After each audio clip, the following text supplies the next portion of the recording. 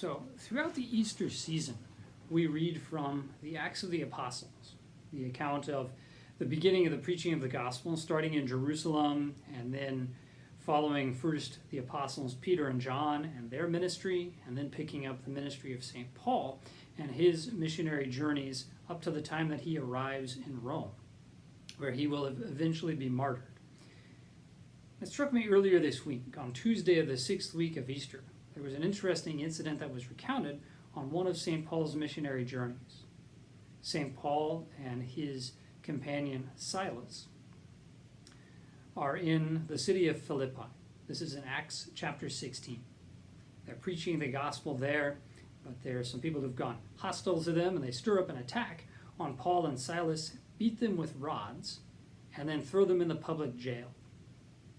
While they're in the public jail, during the night, as St. Paul and Silas are singing hymns and praising God, there's an earthquake that's so violent it throws all the doors of the jail open and pulls all the chains of the prisoners loose.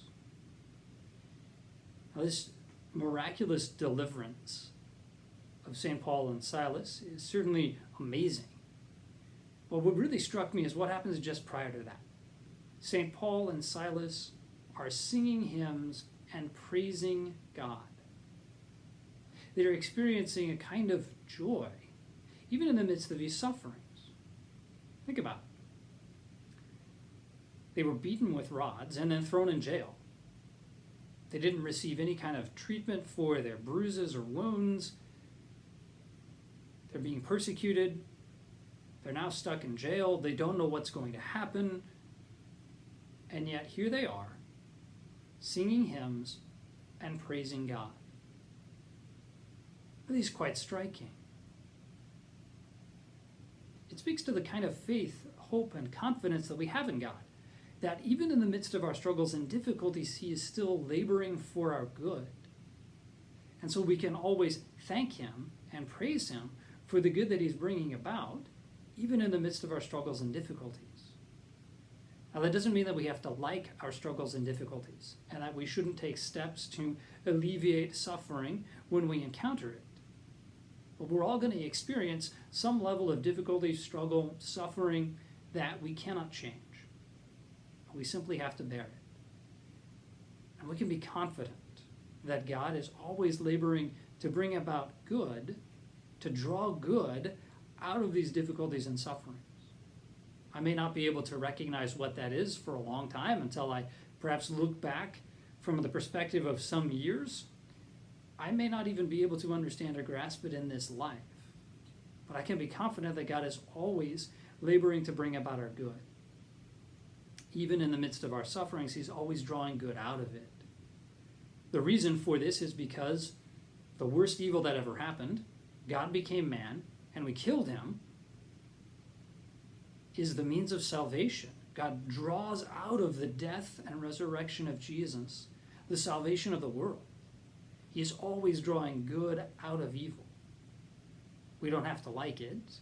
We're not always able to understand or recognize what God is doing, but we can be confident that He is doing this.